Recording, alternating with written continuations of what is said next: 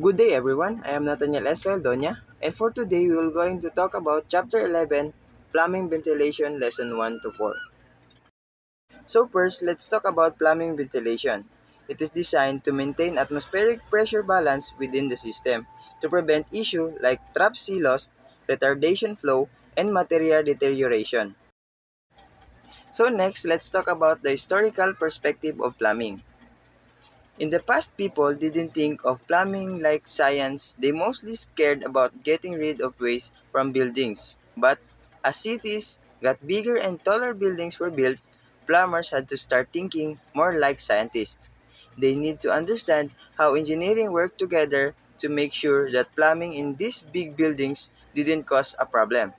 So plumbing became more like a science experiment to make sure everything worked well and didn't make a mess. Let's talk about the principles of ventilation. So first is the principle governing the atmosphere. This rule explains how air and water stay in pipes similar to how wind moves outside. They help understand water flows and air's influence. So second is the principles of gravity.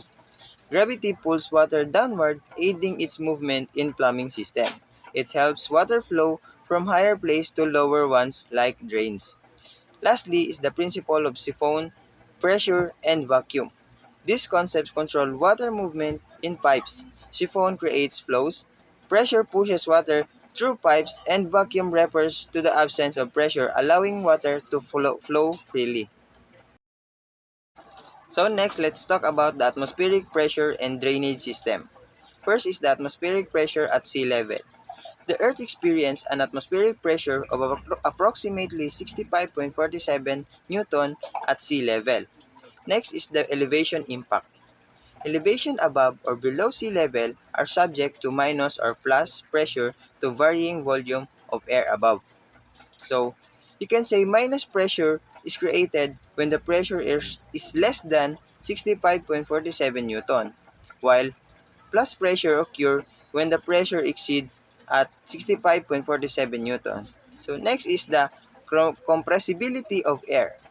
Compression of air can be compressed to develop a pressure other than 1 atmosphere. So vacuum creation, withdrawing air from a space, creates a vacuum or partial vacuum indicating a pressure less than 1 atmosphere. So that's all for lesson 1. Let's proceed to the lesson 2.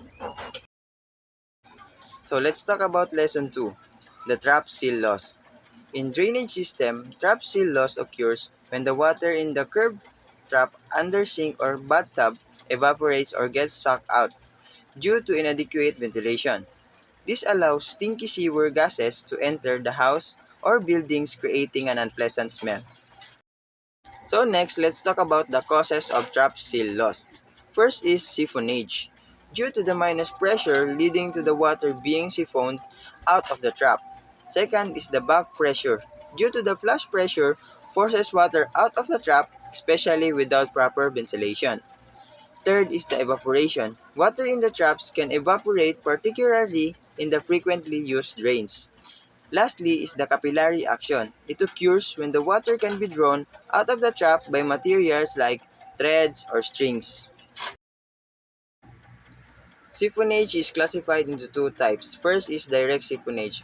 It occurs in unventilated traps where rapid water flows removes the water seal.